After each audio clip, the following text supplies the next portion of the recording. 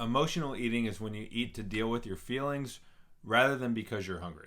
It's a common struggle for many people, and it can be triggered by both negative and positive emotions. For example, you might eat to celebrate a happy event or reward yourself for achieving a goal.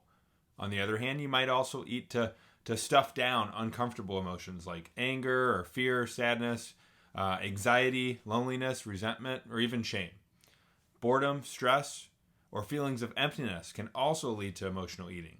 Sometimes eating can fill you up and distract you from underlying feelings of purposelessness and dissatisfaction with your life. Childhood habits can also play a role in emotional eating. Think back to your childhood. Did your parents reward good behavior with ice cream, or take you out for pizza when you got a good report card, or serve you sweets when you were feeling sad? These habits can often carry over into adulthood. Social influences can also contribute to emotional eating. Getting together with other people for a meal is a great way to relieve stress, but can also lead to overeating. It's easy to overindulge simply because the food is there or because everyone else is eating. You may also overeat in social situations out of nervousness, or perhaps your family or circle of friends encourages you to overeat, and it's easier to just go along with the group. Stress is another common trigger for emotional eating. When stress is chronic, your body produces high levels of the stress hormone cortisol, and cortisol triggers cravings for salty, sweet, and often fried foods, foods that give you a burst of energy and pleasure.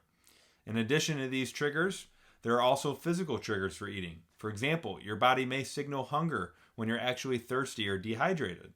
Lack of sleep can also affect your appetite and lead to overeating.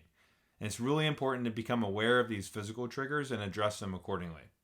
When it comes to stopping emotional eating, the first step is to learn to identify your triggers, the places, people, emotions, feelings, etc. that cause you to overeat. This can be difficult because your triggers may not feel like triggers to you, and the best way to figure this out is to keep in an awareness journal so that you can track things like where you were, how you felt, and who were you with before, during, and after you eat.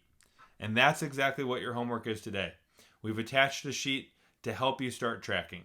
So start to track all of this, and you're going to figure out a little bit more about what triggers you to emotional eating.